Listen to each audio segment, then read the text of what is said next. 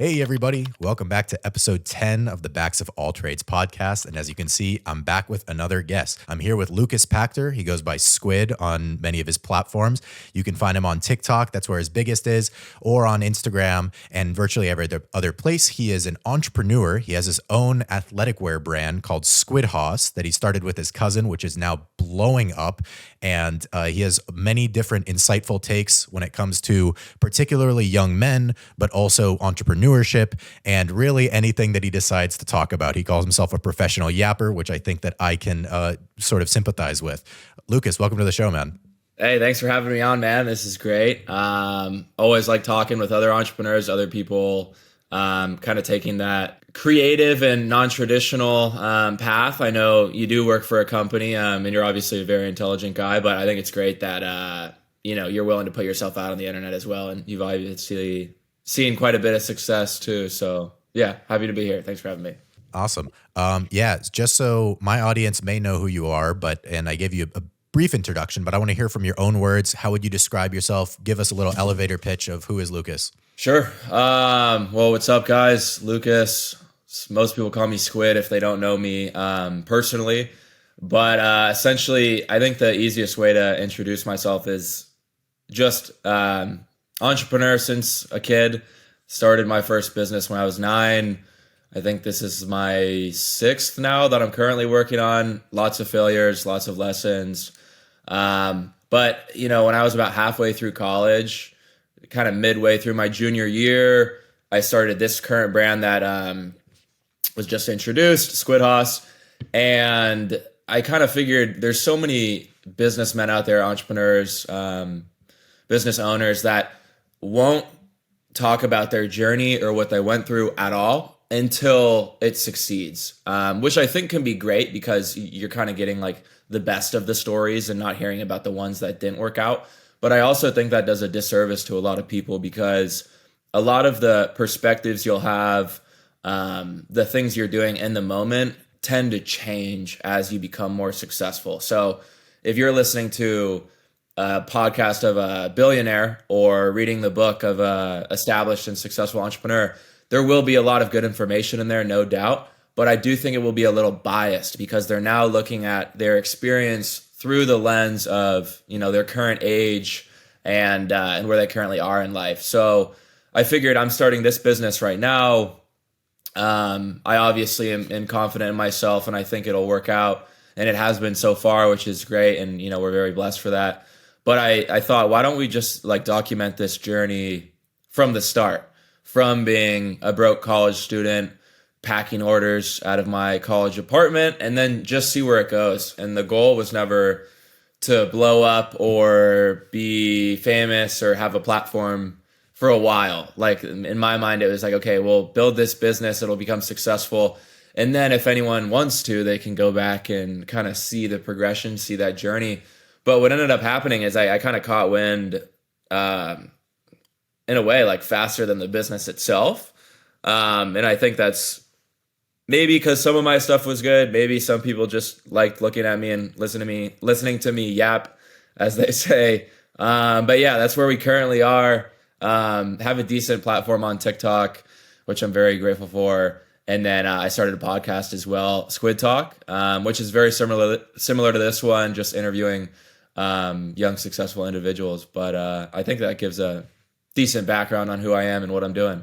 Yeah, awesome. And we'll put all of your links to socials and Squid Talk and everything below so people can go check you out and see your stuff. I think that's really interesting. Yeah, I like the documenting of the journey. I was listening to I'm sure you're familiar with Chris Williamson, and he was going through the lessons over the past 100 episodes, and he had discussed essentially what you just said, which is if you're listening to someone who's 10 steps further and they're already there, then they don't remember what they did from step 1 to step 2, or maybe they're just not in the same headspace. So their advice is going to be different, follow your passion, or the grind isn't necessary, whatever it is, right? Because they're so far removed from that nowadays.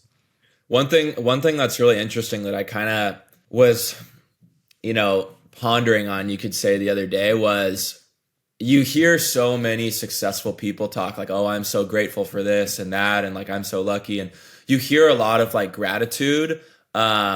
And in a way, I think if you're someone who hasn't really done much in your life, if you're listening and watching that, you tend to think like, oh, they're just lucky. Like that's why they're acting so grateful, is they're just lucky and they didn't work really hard. And I think that's a perfect example of like one of those current perspectives that you have once you're established, is that you do consider yourself very grateful and lucky. But in a way, it kind of does an average normal person who hasn't done much a disservice, because it's kind of like downplaying how much work you had to put in, right? And the struggle you had to go through. And I'm even, starting to see that myself. Like when I first started my videos, it was talking about like, no one's going to help you. You need to work all day long. Stop making excuses. Just like very hardcore, like put your head down, shut up, and grind, right? And that's what it takes. But, even now, like almost, a year and a half after I started, I'm already starting to feel like, wow, I'm so grateful for like all the help I've gotten, and just people reaching out to me with good advice and all this stuff. So I can already see my own perspective changing a year and a half in. And I think it just goes to show, like, even though I fucking yap 10 times a day, and that's a lot of videos to go back and watch, that's why I'm now making that transition into YouTube. You can already like go back and see my old content and see the difference in how I talk right now versus back then. Yeah, that's awesome, dude. I think that it's super cool also to be able to have one meta level above and look on your own sort of perspective, because I think a lot of people either are incapable of doing that or just don't put in the effort, and it is beneficial. I actually made a video, or I have an idea for a video. I've got my little idea board, whatever, of just random thoughts in the shower. And one of them was, I think it was titled, "Stop saying I got lucky for all of your success." And so I didn't actually end up making it, because I tend to err more on the side of we're both obviously, as people would probably say that we come off as arrogant or cocky or whatever. And I made a video on that as well. But deep down, like, very grateful, understand how privileged we are to be born in America and be born to parents who can support us through college and so on and so forth. But at the end of the day, there are people who had it worse, done it better, but there's also people who had it way better and are not nearly on the same sort of platform that we're on. Absolutely. I think that's a really interesting point. And it's weird because I agree in every aspect of what you just explained. Like, people will look at you and automatically make an assumption. And unfortunately, usually it happens most of the time when you're just confident in yourself. And when like a guy like you or me who's worked on themselves nonstop and said, like, I just want to try and get better in every way and hopefully help a lot of other people in the process. Like, that's why we make content and put ourselves, at risk, make ourselves a target. And, we might make money off of it now or something, but I don't know about you, but like for the first year and a half for me, I just got shit on, like, by everyone I knew. Right. I don't know. How long have you been doing content for? So, I had a couple stints on the internet. I posted a bunch of cringy TikToks back in 2020. And then, I tried my hand at streaming in like high school, and then all the way back had a Minecraft YouTube channel in my early days. But when I started posting seriously this year, what'd you say? I said I had a Minecraft YouTube channel too. I feel like that's where all the goated started. Exactly. Goated pipeline. But I started posting really in February of this year, seriously, on TikTok, like every day, and caught wind pretty quickly. And that's where I'm like, that one is just luck. Sometimes the algorithm just picks you up and you ride the wave. You have to ride it. But so I have like less than 500 videos on my TikTok. Wow, that's crazy. But once again, like it doesn't really, like, you can't, in my opinion, you can't really just look at like the number of videos you put out. It's about the person itself behind it, right? I might have close to 5,000 videos, but mine are a lot less. A lot of them are just yapping. Yours are probably a little more thought out. You're a very, like I said, once again, intelligent person. So you've worked on yourself a lot. The average person can't just post a certain amount. And all I'm saying is, I don't think you should consider yourself lucky, right? Like, you are, you're confident in your ability. You're confident in what you've built as a person, like this current version of yourself. That, I think that's what leads to success. And the number is kind of just like a secondary. But I guess what I was saying is, actually, I kind of lost my train of thought, honestly. You're totally good. We've actually got I got a lot to go through, and I want to hear a little bit more about SquidHaus specifically. And there's so many athletic wear brands that you are having success now, which is amazing. And I think that a lot of people genuinely enjoy your product, but to even get to that point is very difficult. And so I'm wondering how you decided to go into that space. That's a good question. How and why are a little bit different, but I guess the why probably would come first. Obviously, so I guess the why of why I started an athletic wear company is kind of the why behind me personally. I was the reason that my social media name is Squid and the brand was called SquidHaus is because squid is an insult. It means like soft, spineless, pussy, loser, nerd. It's not a good thing to be called, right? And I call myself Squid, and I named my platform that because I'm kind of like 8 miling myself, if you've ever heard that term before. When I was a kid, I did not have a good childhood. Not in the sense that like my parents were bad to me. I had great parents. And I did grow up in like a nice, upper middle class area. So I'm not complaining in that way at all. I just had zero friends, like severe depression. I just was like, why doesn't anybody like me? Like I got bullied by everyone and I felt like a waste of air. I felt like my teachers hated me. I just didn't want to be around. And so struggled a lot with like happiness and like that question, what am I still doing here? And then I kind of had this pivotal moment when I was a kid where I was like, okay, no one's going to come and fix this for me as much as people say, like, you need to talk about this and be open about this on the internet. You can, but I personally think like, even though they want you to say that, it will make people look at you a different way, at least when you're in that victim mentality. And so I kind of just had a realization like, I'm the only one that's going to really help myself out of this hole. And that first step for me was fitness. And I think that fitness and all things athletics are the most pure and raw way to better yourself, essentially. You don't need a handout. You don't need to be born wealthy. You don't need to be born in a certain area. You don't need to have certain genetics. Obviously, all of those things might help a little bit, but anyone can do push-ups. Anyone can go on a run, right? And so I just think it's like one of the first steps you can take towards bettering yourself in all aspects of your life, right? And for me, that's exactly what happened. Like I started going to the gym, I started getting bigger, I started feeling proud and confident in myself, which, at the same time started making other people have more respect for me. And then like slowly this just started like this snowball effect of like things starting to feel like they were going right in my life. And now I'm like the happiest, most fulfilled person ever. And so I thought like, what a better way to create a brand that ties into that than something that is based off of fitness. And it started as like a workout apparel brand. Now we're starting to get into like all different sorts of athletic niches. And the goal is to be essentially the younger version of Lululemon in terms of quality and premier status, but for younger males, because Lululemon's kind of like a 28 to 38-year-old girl-centered clothing brand. Sure. Dude, that is awesome. Again, I knew that you and I had somewhat similar stories, but I think it's even ringing more true the more we talk. I talk all about arguably the same story you just said.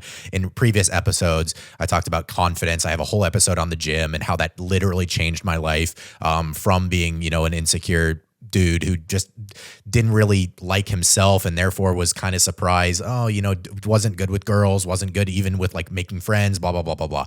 And the gym totally changing that for me. So to have a brand to represent that, I think is awesome. My favorite thing that you guys do, by the way, is the, if you lose a size or gain a size, right? If you change sizes based on meeting your fitness goals, then you'll send them the new size for free, right? I think that's incredible. And so guys, yeah, definitely go check out SquidHaus. They do make some, so I don't personally have a pair of shorts maybe yet, but no, great stuff. Hey, I appreciate that. If you don't mind me asking, because the story's great and we'll get into that a little bit more, I think, as we talk about some different topics, but how's the brand doing right now and what's the future for SquidHaus look like? You mentioned a little bit about going into different niches, but I'm curious where you're at now in terms of scale. Dude, that's a great question. It's going really well. It's hard to talk about this without like coming off the wrong way. But we started it like a year and a half ago, my cousin and I, one of my best friends as well, 50-50 partners. He's like a year younger than me. So we're very similar in terms of age, interest, perspective. We've always been close, and we've always had like a respect for each other growing up because we both were into business and wanted to be successful. And then I started it first. My partners at the time weren't doing anything, and so I was like, why don't you join me? And that started this whole journey. But we started it with like $9,000 between the two of us, and now we're doing that like almost pretty much every day. Like a year and a half, about a year and 2 months after official launch. And so, yeah, it's going really well. We have like a really small catalog of products right now that just sell out over and over and over. Which is, it's great in the sense that like the demand is there, but at the same time, I'm sure you can understand it. In my mind, I'm just thinking like, how much money am I losing every single day that it's sold out? And so I will say like TikTok Shop, which is, if you're not familiar with it, it's essentially like the new thing in e-commerce. That has been like, if there was ever a way to explain like, yeah, I got a lucky break, that would be the lucky break so far. I like to give a little background. Our demand was getting higher and higher on our organic side of things, like for our website and our Instagram. And so I was ordering more and more of our staple product, which was our shorts. And I'm a fucking idiot and just a rookie move. I was ordering more and more, and I somehow didn't take into account that it was getting colder. And so all of a sudden it's like October 1st, and we have like $250,000 in inventory value worth of shorts, and our sales just start tanking. Like our ROAS is going down. People don't buy shorts when it gets colder. And I'm sitting on the edge of my bed and I'm like, I'm a fucking idiot. Like, how could I miss this? And in my head, like all of our money is wrapped up in inventory because clothing is very hard. It's not like a tech company where you can sell it over and over and over, one product. So supply chain management is really difficult when you're first starting.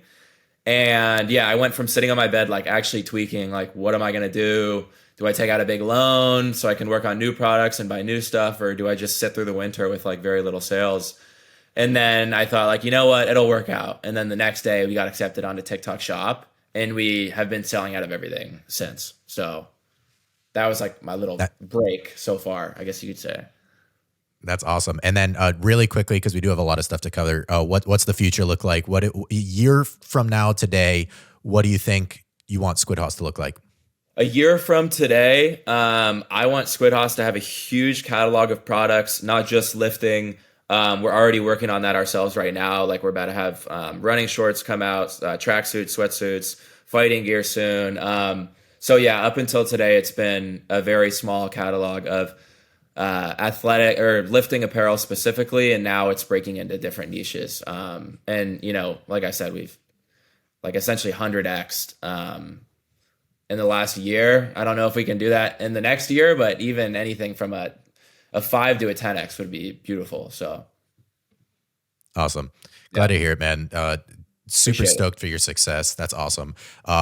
So we already kind of covered the next topic, which I want to talk about a little bit about your story to becoming someone who's a bit more confident, and you went through the gym and stuff like that. But we have a remarkably, again, like I mentioned, similar story in that I first of all, did not think that I was going to join a fraternity when I went to college. I attended Georgia Tech, and I was joined freshman year. I had already been lifting a little bit, but I was super insecure. I didn't want to like drink. I thought it was empty calories, was just not good with girls. Ended up joining a fraternity, and literally over the 3-4 years that I was in the fraternity, I worked my way up all the way to becoming fraternity president, which was far and away. Was far and away like the most rewarding thing I did in college. I credit my fraternity for a lot more of my personal growth than I do even attending college, period. I think that I grew more in those 4 years than I did in the previous 18 combined. I know that you have somewhat of a similar story. I think you were elected your sophomore year, which was younger than I was. I was my junior going into my senior year. I want to hear about what that was like. And then also, what did your fraternity offer you? And what did being president teach you? Cool. Well, dude, yeah, I love to hear that. Honestly, like there's so many people out there that when you talk about something like this, they get angry, and because they don't understand what Greek life is like and what that experience, like what it can offer you if you put the most in, which is what the president position offers, is just like a crazy experience of learning, right? And people just don't understand that if they haven't been through it. So that's really cool that you did it as well. I give you hats off for that. But very, very similar to what you just described. Came into college.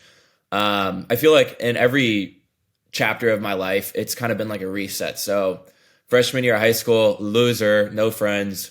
Senior year of high school, football team, I was the one like planning the parties, like great time. Go into college, reset. No one fucks with me. I got accepted into one of the top houses at my school. I would say we weren't the top house yet, but like we were a good house. And I got accepted in for one reason and one reason only. And it was because the president at the time somehow saw something in me. I didn't talk to anybody else during Rush really, except for him. And great guy, his name's Grant. And I come in, I have like maybe one or two friends in my pledge class, but most people don't fuck with me. I remember I was walking around campus one day and this older guy came up. He's like, "You're Lucas, right?" And I said, "Yeah, what's up?" He goes, "Yeah, you're that kid that we're about to drop." So my heart just like sinks, right? I'm just like, fuck, dude, what did I do wrong? Like, I was not a liked kid. And if you were to tell anyone in the house freshman year that I was going to be president 8 months later, they'd like slap you. They'd laugh in your face. It's crazy. And so then COVID happened and I go home and I was like, dude, I'm really not that happy at my school. Like once again, I have maybe two friends. They were good guys, but like nobody else liked me. I wasn't that confident. Didn't have the best time. I actually felt like everyone hated me once again. And I thought, okay, I have two options here. I can run away. Like I can go to a different school. I can transfer and start over. Or I don't like what's going on here. Why don't I try and change it? And so then it turned into a lot of self-reflection. Why don't people like me? You know, there's a reason for that. The guy that everybody likes, why do they like him? He's funny. He makes people feel good. He's fun. He's respected, whatever, right? All the reasons. And so that began like a 6-month period of just trying to become like the best version of myself. Literally changed everything about what I looked like. Started going to the gym nonstop, grew my hair out, changed my style. Like I came back after COVID, literally like a different looking person. And then I think people were like, wait, who's this guy? And then I started to gain the respect of people a little bit. And I actually wasn't voted president because I was like the coolest guy in the house or anything. It was because it was middle of COVID and no one wanted to do it. It was like, why the fuck would you want to take all this risk and be the guy that doesn't get to have any of the benefits or the fun or the clout or any of that being president? And all you have to do is just get mad and yell at people and like bitch and moan and complain. And so no one wanted to run for president. We were facing this like serious issue. And I was like, I'll do it. And I ran against one guy, but it wasn't really that close. But the reason I bring that up is like, I wasn't really like, oh, he's our savior. It was kind of like, all right, if this guy wants to do it, like, sure. And then I earned the respect of people throughout the process. And I think, I'm pretty confident. I think I did a great job. Like my house, I felt like we were top house on campus in a lot of different ways when I left. And yeah, I'm really proud of that. Like a lot of people are like, bros, I just graduated college, but people are like, bro's still stuck in college. Of course, part of me is, bro. Like that, like you said, that's a huge part of like my character development was that 2-year period of going from like a fucking loser to someone that like a lot of people respected and was proud of themselves and everything. So I got the most out of my Greek life experience, you could say. And it was a lot of fun too. And it was really hard and challenging, but it was a big moment for sure. Dude, that's awesome. I talk a lot about the stuff you did. I had a whole episode just talking about my fraternity. Specifically the president. I think that, yeah, you get to learn a lot about leadership. I described it as about learning about leadership kind of in a sandbox. I also was president during COVID, and I went to a conference in Memphis. That's where the HQ of my fraternity is. And it was only the presidents because they didn't want to fly out everybody. You know how people would pick weird things on COVID, like, oh, apparently 3 people is too many. I don't know. But so it was all the presidents, which was actually better than having like my VP and my treasurer there. And words that really stuck with me was the guy who is the president of the entire fraternity globally said that it's the position with the most, what is it? Hold on. The most power, no, the most responsibility, the least power, and no risk. That's what it is. Because you have the most responsibility, the entire fraternity is on your shoulder. You have the least power because you're not anybody's boss. You're not anybody's dad. You can't fire them. They have to want to follow you. And the lowest risk, because unless you're doing something really stupid, nobody's livelihood is going to be messed up. Nobody's going to die, right? And so that was like, that's a great place to learn. I mean, I'm going to put words in your mouth, and I want to hear if you agree or disagree. Do you think you would have the confidence and the gravitas to, for example, lead a company had you not been able to do that in some form or fashion in your college career? Absolutely not. I fully agree with you. I would not have the same level of ability. And I also think like, even though it helped me a lot in my own personal character development, it also helped a lot like externally, I would say. Like, for example, when I moved to LA, I know you're near there. I didn't know anybody. I pretty much was going into it like, okay, I guess I'll figure my way out, right? And I had met this one guy who had been like an alumni in the fraternity, and he would go around and introduce me as like, oh, this kid is the president of the fraternity I was in. And I think that gives you like a little bit of respect in some people's eyes. People who understand it, people who've been in Greek life, like appreciate that, you were voted by your friends to like be the one that makes the hard decisions or whatever. So it helped in so many ways. Like obviously a lot of my content starting out when I first started TikTok, I had a series called like 30 lessons I learned as fraternity president, everything from leadership to business to risk mitigation, respect, how to make people do shit, even though once again, you're not able to pay them or really punish them in a way, kind of. Can't fire them unless they really fuck up. So yeah, it taught me a lot, and it gave me like low key some social cred in my my own entrepreneurial journey, essentially.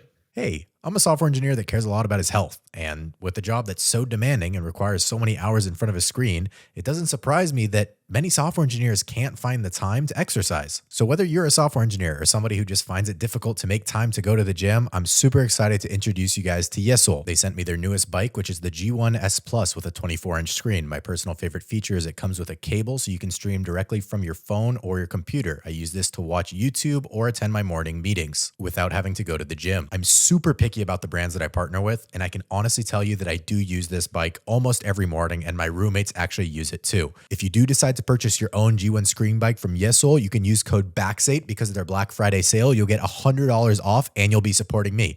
Thank you guys so much, and now let's get back into the video. Most of my audience is the 15 to 24-year-old kind of range of dudes, primarily dudes, and I want to hear from someone who they probably look up to in some fashion. What advice would you give them, especially given all the, I feel like that's an audience that so many people are targeting right now because they have figured out, okay, either I can sell to these kids, they're disenfranchised, or I can make them buy my course, whatever it is, right? So I'm wondering if you were to sit down and talk to, I'll say an 18-year-old guy, he's still thinking about college, maybe wants to do that, maybe wants to become an entrepreneur.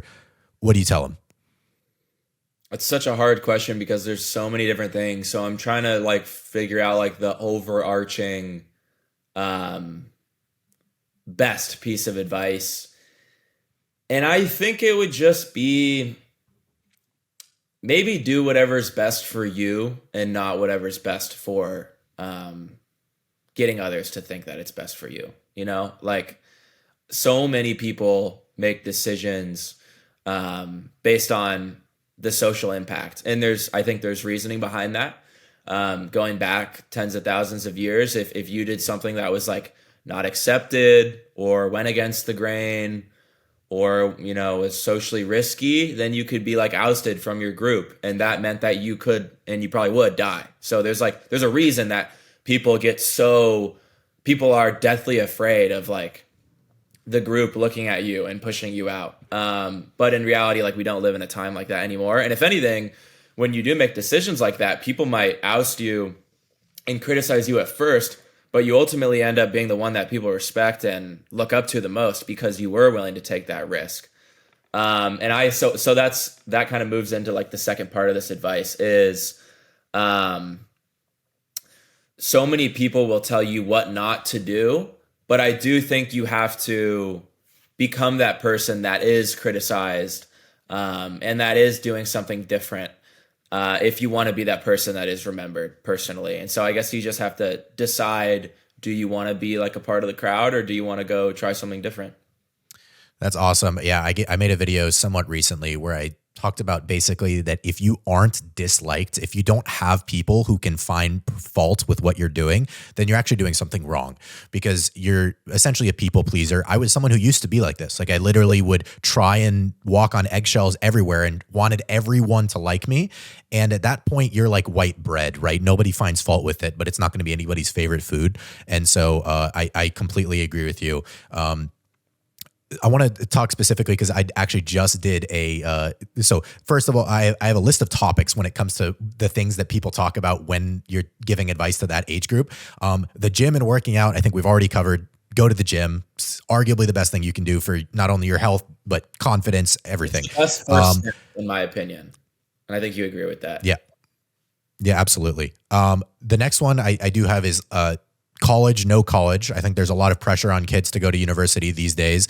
And I'm curious because I have my own opinions on this, which I'll share very briefly, which is that I think a lot of people choose or think that they shouldn't go to college because a lot of the people who they look up to and find or think are successful and have the lives they want either didn't or dropped out without doing the due diligence of, do I actually have what it takes to reach that success without this, what I call a backup plan? I tell people, I mean, we both went to university, and now I'm taking even a more traditional route and have my job alongside my little side thing. But the point being, I think a lot of people see the decision of not going to college as an important marker in the success, when in reality, I think that you have to have the recipe for success before you make a decision like that. So I'm curious on your opinion, and if you disagree with me, please, I would love to hear why. No, I do agree. Absolutely. I think it's really hard because you kind of touched on it earlier. There's a lot of people out there like selling a course or claiming like they have all the answers and it's so easy, right? You can change your life. Like I get DMs about it. I get people asking me and adding specific creators, what do you think of this guy, all the time. There's a lot of like course gurus, mentorship gurus, that will tell you like, don't go to college. Why would you do that? You're going to spend $40,000 a year when you could instead just buy my course and I'll teach you everything you need. Right. And so it's really hard. Like we live in a very, difficult place right now because you are very impressionable as like a young kid, whether you're a guy or a girl. And I think this is more applicable to guys because girls just really aren't in that, like, I need to get rich right now type mindset. But yeah, there's a lot of information out there that's being fed to like young men on college being the wrong route. And it's the better one is to drop out or to not go and to like learn online by buying my course. So I just think it's really difficult. I personally, it's my opinion that you should go to college if you don't currently have anything going on. That's what I would say. Like, I think some people think partying in college is like a waste of money. I actually disagree. I think social skills will take you a lot further in life than what you'll learn in the classroom. At least if you're trying to do something in a social field later in life, your occupation wise, right? If you're going to be a scientist or a doctor or a lawyer, then absolutely classroom is important. But anything related to sales or business or anything that has, any sense of people skills at all, you learn just as much from being social, right? And so, once again, like I would accredit a lot of my success. I'm not really the smartest person in the room. I'm not really even that good at any one particular thing. I just think I'm really good at like talking to people and making friends. That's like always been my number one priority. And even in my own business, like most of the stuff that's done on a really expert level is done by other people, and I just brought them on because they're better than me. And I think that's what a real leader does, is like knows what they suck at and brings other people in. And you won't be able to develop those character and people skills as easily if you don't go to college. That's my opinion. Absolutely. No, I completely agree with you. And I'd actually even like to combat your comment about the scientists or whatever. So I'm a software engineer, right? Like that's the probably most stereotypically socially awkward field that anyone can go into. And I made a video and I very recently got promoted, and literally cited in the reason why I was promoted is it's like, we don't know if you have the technical chops yet, but your ability to communicate and basically excise and create more impact just based on the way that you can actually communicate with people is that of the higher level. And that's the reason why we're doing it, with the understanding that you can catch up with your technical chops. And so I'm around people. I was a good guy in school and everything. But I then go into the playing field where everyone is 10 times smarter than I am even. And the only thing that sets me apart really is my ability to communicate, which is very easy to do in that field, obviously. Yeah. But no, I think that it's literally arguably the most valuable skill you can have, bar none. I don't care how smart you are. I don't care how skilled you are. If you can talk and get people to want to do what you want to do as well, game over. Dude, my roommate, the guy who bought the house that I'm living in, he's like 25, extremely successful. He's got this incredibly high up position at Meta right now. And most of the people that work for him, under him, are like 30, but they're mega nerds. Like they're extremely smart, but they have zero communication skills. And he's extremely smart as well. He had full ride to Princeton and everything, but he's very, very socially adept. And so, yeah, 100% agree with you there. If you are someone that has that intelligence level, like the IQ, but you also have the EQ, I think that is like the perfect combination for success. Yeah. People forget about EQ. It's just as important as IQ. If anything, I think more important in the long run. 100% agree. 100% agree. And I think that's something that social media and everything, so many kids are just, and this is like a trope that's overplayed, but it's so true, just glued to their phone. And if you're just watching TikTok 8-10 hours a day and you're not actually going out and talking to people, then how the hell do you expect it? It's not, you can't watch videos about charisma to become charismatic. Like that's not really how it works. You might be able to get the tools and then go apply them in practice, but you have to eat shit like 100 times before you actually be like, okay, that's what I'm doing wrong. It's funny because I actually watched those videos when I was that struggling kid. I didn't know how to talk to people or have like, when I was like, why won't people like me? I'd watch videos like these like how-tos on YouTube of like Don Draper, why he's so likable or whatever. And you're 100% right. Like looking back on that, it's like, that's so fucking ridiculous. But like, it's the same thing. You can be next to Tom Brady is what I always say. And he can tell you and show you how to throw the football a million times. But until you actually throw it yourself and hold it in your hand, like you're not going to get better. Absolutely. Dude, I watched the same videos, like Charisma on Command or whatever it was. Yes, and I think that was it. Yeah. Yeah, I did the same thing. Last thing, because we talked about the fraternity earlier, but I think you mentioned it and I forgot to make this point, which is what I think was so cool about a fraternity was that you could have people who were your friends, but also your role models, and that they were older guys. And so, yeah, when you had this super charismatic dude who would walk into a room and everyone would shut up and wanted to hear what he had to say, it's like being able to be around that in proximity and someone it's not like your professor, it's just a dude who's your friend, then I think that was super beneficial to me specifically.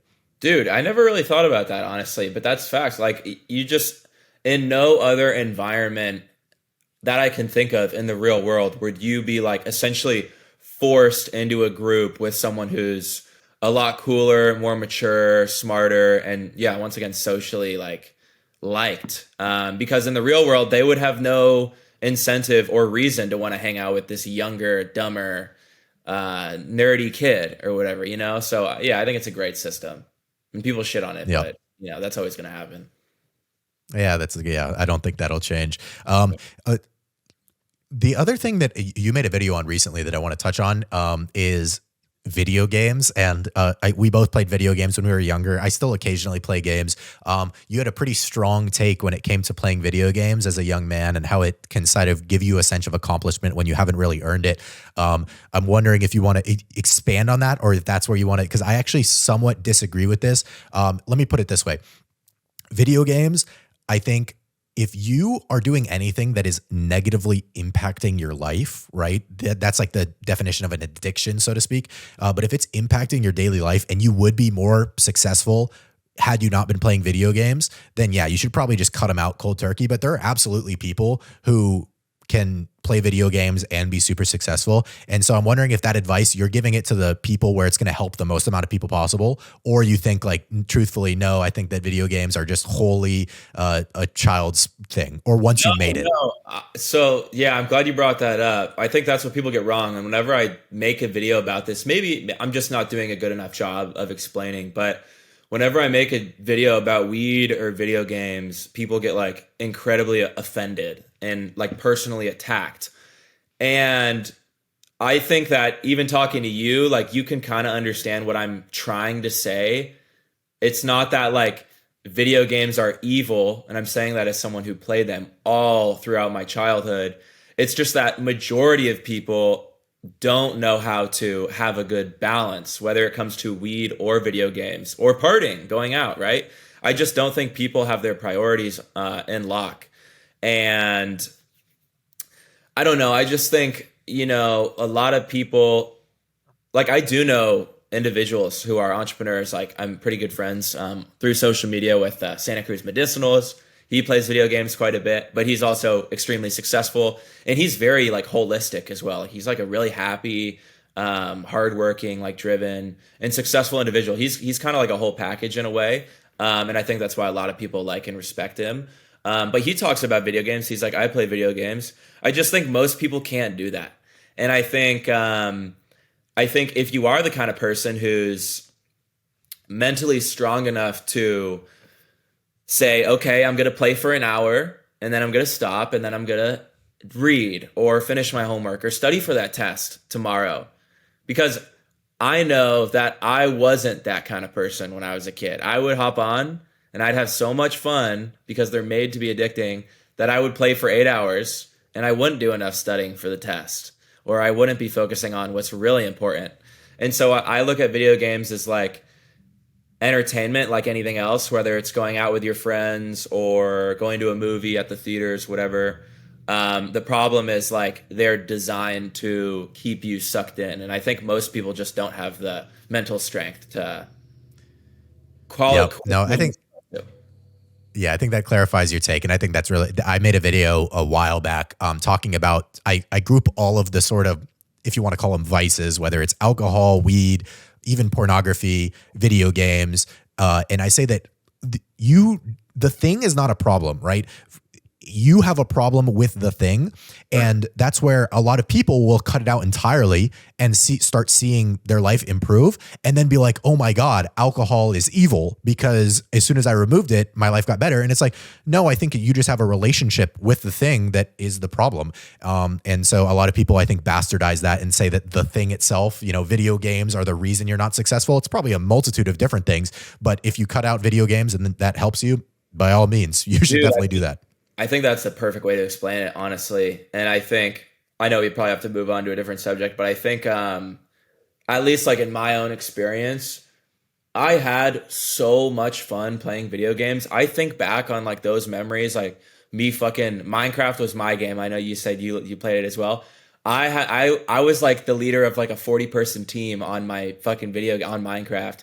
And it was treated like a business, right? I was the leader. I hired people. I promoted them. I kicked people out. I had to have those tough conversations. If you've never played like this specific game mode, it's hard to understand. But like I was the king nerd and I had the most fun doing it. But everything else in my life sucked. Like I didn't get girls. I didn't have friends in real life.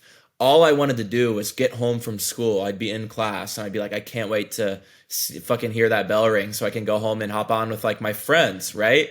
And then one day I was like, all right, like this is fun and I enjoy it, but like there's more to life than this. And so I made kind of like a decision to just cut them all out and have fun in real life and not just on the screen. And it ended up working, and I credit like that being a big switch or whatever. But I definitely think people can have a balance. I just think most people don't know how.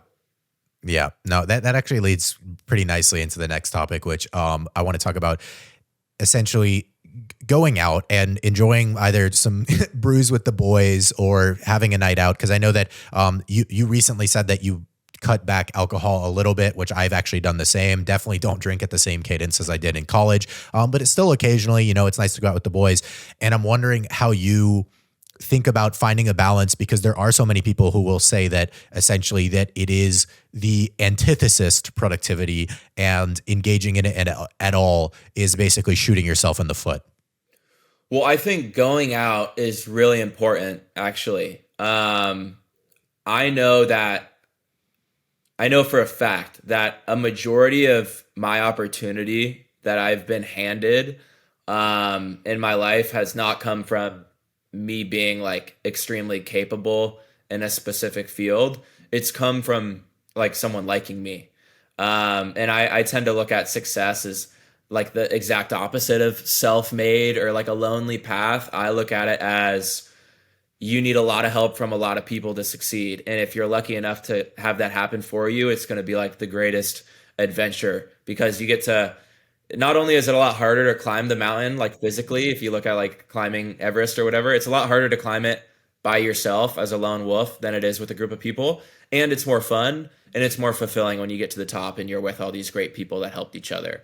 And you just simply won't have that opportunity if you're like either weird or you piss people off or you make people uncomfortable. And so I think going out is extremely important, and like being able to meet someone and immediately become friends with them. Like I got invited to this founders event on Tuesday night. It's Friday today. So 3 days ago, this guy, I met him at a bar. He's like, yo, you're dope. I'm doing this founders event. You said you have a business, right? I said, yeah. He's like, there's going to be 100 different company founders there. You should come. And I went, and I didn't drink or anything, but I just like talked with a ton of random people, and I made like 3 really good connections. And nothing might come out of it, or something great might come out of it. Who knows? But I think going out and being really social and doing stuff like that, whether it is a professional event like that, or even going to a bar, which is where I originally met the first person, can be very helpful in furthering you opportunity-wise and character development-wise. The problem is like a lot of people don't know how to go out and not get fucking hammered. And I think that is counterproductive. And I'm saying that as someone who went out 3 or 4 times a week in college, went to like U of A, one of the biggest party schools in the country. Bear down. Yeah. And I was tired of like waking up feeling like dog shit and all that. So I still go out quite a bit. I'll probably go out tonight and tomorrow. I just won't drink that much. And it's obviously a lot easier to do that when the people you're around aren't pressuring you and are pretty balanced themselves, though. Yeah, so I think that's great. Yeah, no, I think that's great. I think that you're absolutely right. I think your take on success is beautiful. I think that a lot of people do think that essentially they have to put their head down in a vacuum for 10 years and that's how they're going to be successful. When I think that that's the version of shooting yourself in the foot, because you are essentially saying, whether it is, let's just not say going out to like a bar, but going out in general, socializing, going to events, that's where you will find the people that you just mentioned that are going to catapult you. And you are making it so much more difficult on yourself if you think that you have to sit in front of a computer screen for 10 hours a day for 10 years. I think you're just making it way harder on yourself. Dude, it's wild because there's so many like motivational videos out there that all they preach is like put your head down and don't talk about what you're doing, and no one wants to hear what's going on. And I think that's like a outdated method to success. I think the best way to succeed in today's day and age is by finding a lot of similar people that can do things that you can't. And then you split the success, right? Like no longer do you have to go at it solo. And my saying is like, and you hear a lot of people talk about this, but it's a lot better to have like a slice of a watermelon than like the whole grape to yourself. You know what I mean? Yeah. And so, yeah, it's a lot easier to succeed, both in terms of like dependability and people relying on you, and in terms of like other skill sets provided when you're teaming up with people. And you're not going to be able to team up with people if you don't know how to meet and talk to people.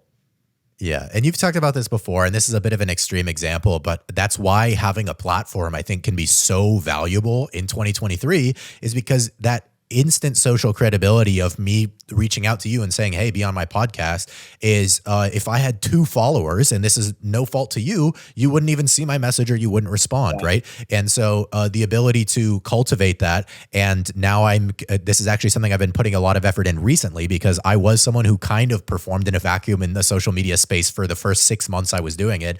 I'm now making an effort to connect with people because I know that that's how I'm actually going to take this to the next level. And so I think that, yeah, the people who do kind of go completely lone wolf style are going to make it a lot harder on themselves, or just not make it at all. Dude, I think I grew up with my parents saying, don't go on social media. Be careful what you post. Be careful what you say, because you're going to put yourself at risk. And I do agree. You do make yourself a target when you stand up on a chair in a room full of people. Like, everyone's going to look at you and people will throw stuff at you. But you're also going to obviously naturally catch the attention of some other people who might be also interested in that and be like, wait, that's cool. He's willing to stand up there. And yeah, I mean, I would accredit like most of my success right now to clicking that record button.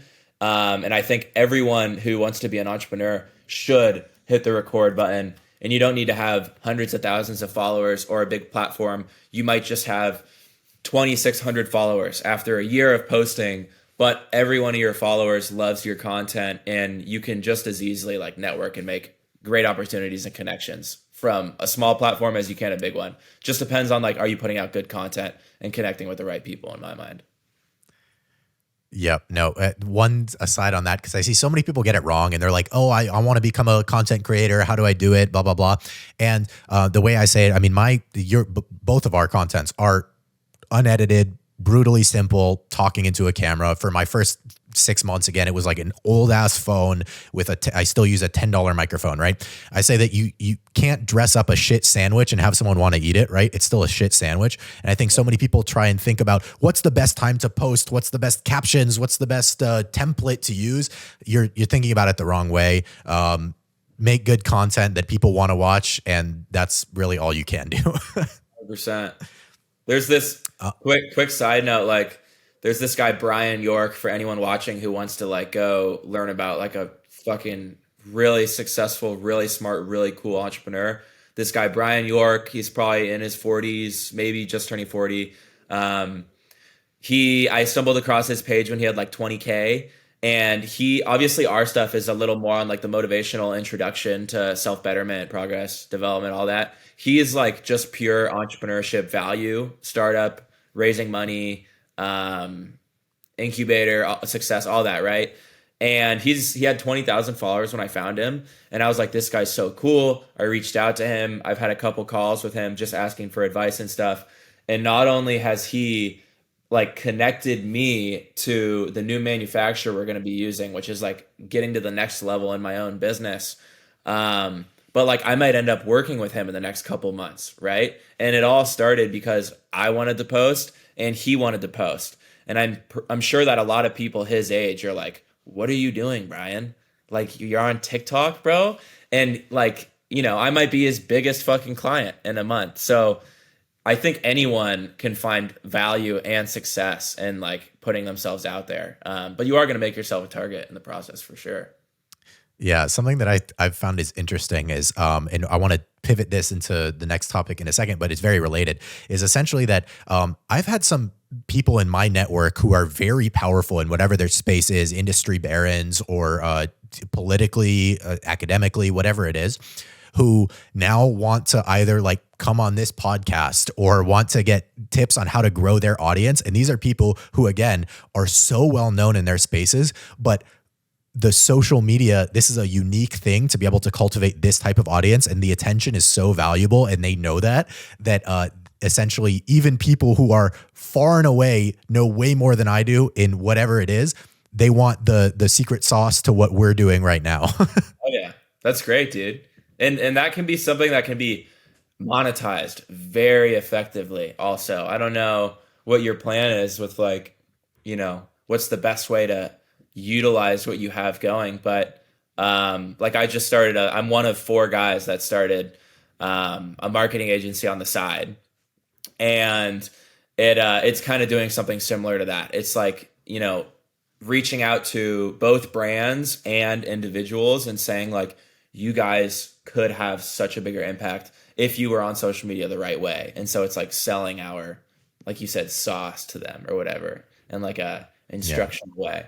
But yeah, just something to think about. I don't know what your whole plan with this is, but you might be doing that already. That's something I'm still working on, man. No, that's something I'm still working on. I've got my day job I'm working alongside. And because I make enough money from that, I honestly have a little bit of complacency in my bones right now, which is really not what I want to have. I definitely want to keep scaling this. And I don't want to work a traditional 9 to 5 forever. So at some point I'll make my exit. I don't know how or when that'll be, but I'm always thinking. The last thing that I want to talk about here, because we've already been alluding to it, is I think that we both have a skill, and this might have just come from the confidence that we've developed, to essentially cultivate a really powerful network and people who are, very valuable, ideally mutually beneficial, but people that you could call on that people would be like, how the hell do you have their phone number? And so I'm wondering if you have any tips on, I have my own sort of ideas on how I was able to do that, but I'm wondering if you have any tips on how you were able to build that. That's a great question. I think so many, and this kind of ties into what you were saying earlier, so many people worry about, what do I say?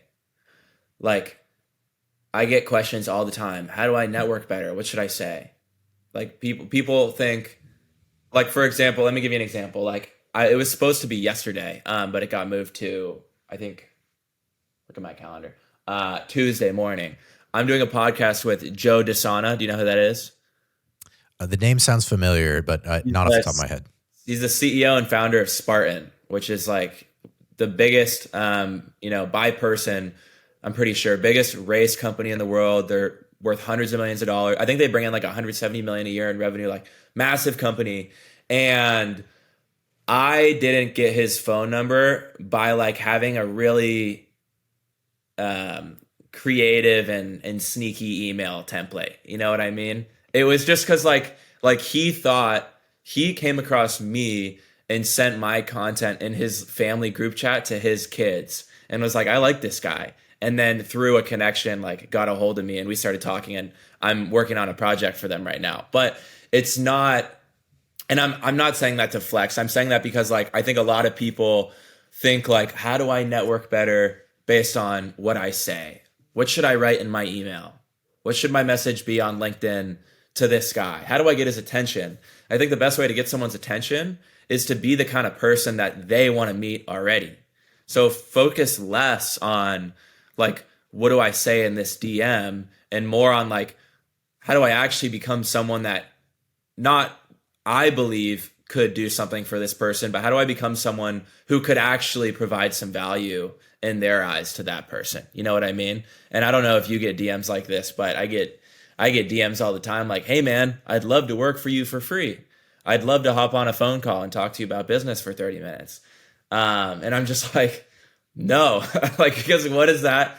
All that does is take away my time. I would actually rather pay someone like this genius kid I just brought on. I'm just paying him $4,000, $2,000 a month to like go and find me potential new opportunities. And that's because I've seen what he can do. Whereas like someone might be willing to work for free, but I have to tell them what to do, and they actually don't provide any value whatsoever except for taking up time and needing instruction, So to sum that up, become the person that people want to meet, as opposed to figuring out how to say the right things to the right people.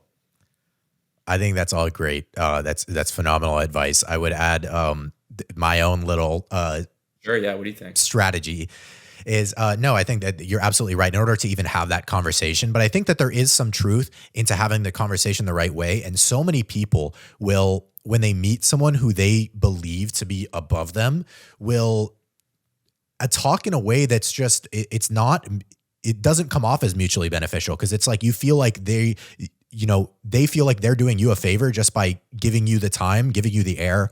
And so you need to speak like they're a human being. They might be a very accomplished human being, a very successful human being, but at the end of the day, you're having the conversation because they want to hear something from you. You want to hear something from them, and talk to them how you would talk to a friend. Hopefully not, you did a video about like code switching or the way to speak to certain people, which I think is absolutely true. But the point being, don't grovel at their feet. I see this so many times where a dude will come into a bar and he's, even plays for like the college football team, and guys will talk to him like he's, the coolest dude they've ever met, and he doesn't even know why they'd share the same earth, right? That's a terrible way to get someone to want to continue working with you in the future. Yeah.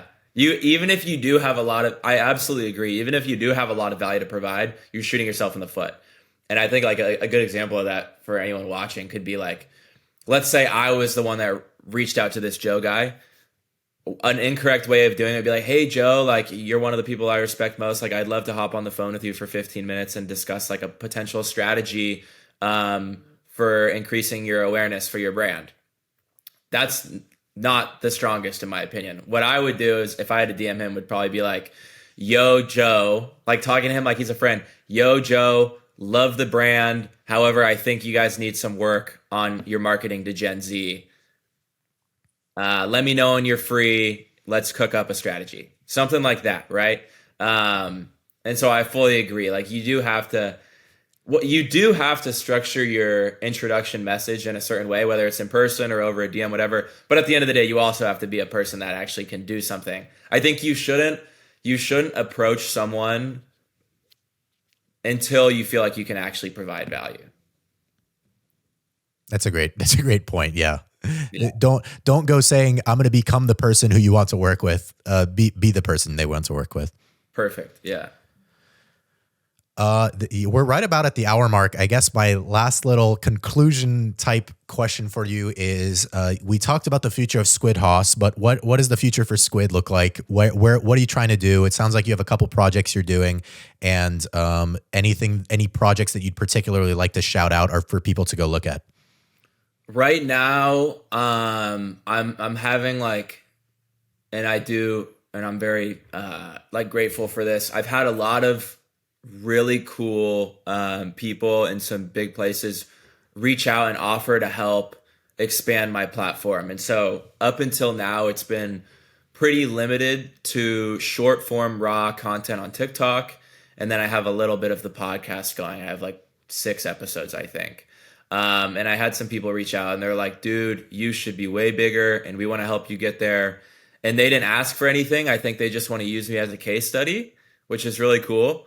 And so right now I'm currently in the process of making a big transition over to YouTube. And so that's both in the form of like really hammering out my podcast as well, just like you are. And then getting into that kind of like Alex Hormozy style mealtime is what we call them, videos. So something you'd watch while you're eating a bowl of cereal. And instead of like a quick 45, 60-second video on TikTok, it would be like a really good quality video with great editing that's, 8 to 12 minutes long, titled 3 Things I Wish I Knew Before I Started My Business. And like really going and taking the time to go in depth on a deeper level of entrepreneurship and how to succeed, right? And trying to share like the failures and the lessons I've learned. And so I'm really excited for that. It's essentially just like trying to expand my personal brand onto different platforms, and ultimately like just provide more value. That's awesome, man. That's all we try and do, right? Is just provide value, and if we get something out of it in return, that's how capitalism works. And I at least love capitalism. Glad you think that way, man. Yeah. Glad you think that way. Yeah. Thank you again so much for coming on the show, and everybody go check out all of his links in the description, and be on the lookout for future guests. And thanks for listening to episode 10. Thanks for having me, guys.